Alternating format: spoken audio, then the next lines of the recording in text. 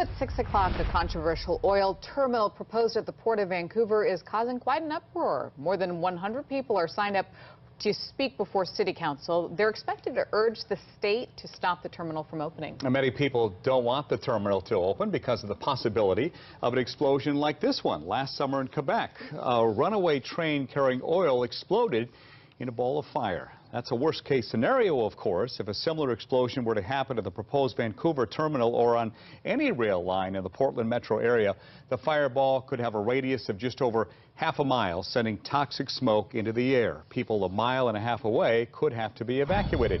KATU's Hillary Lake is live in Vancouver to explain why emergency responders are also concerned about this. Hillary?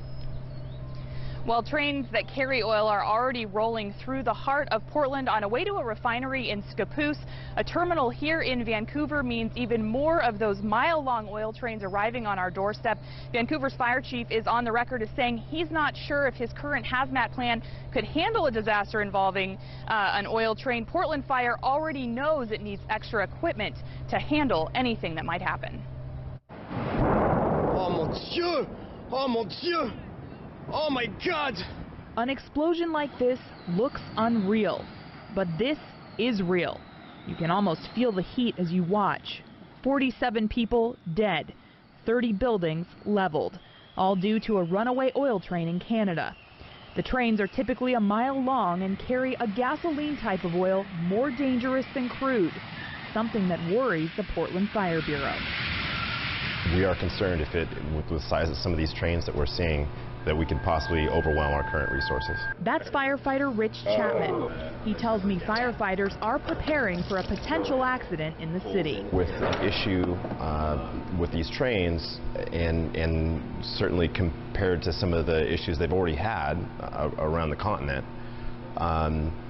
we're looking at a larger area, and we're looking at an impact that is much greater than the normal large-scale emergency that we see. If an event like this were to happen today, it would challenge Portland Fire.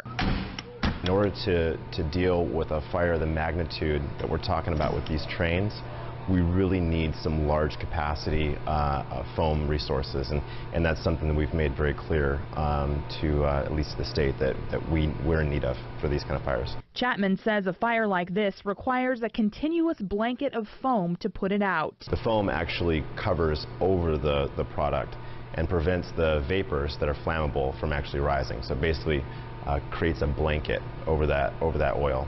Right now, each fire truck carries foam in multiple 5-gallon buckets. But it's not enough for an oil train explosion. But the problem is when these accidents happen, they have a tremendous impact. So that's why we're putting the time and effort into the training, into the identification of the product and how much of it's coming into our state.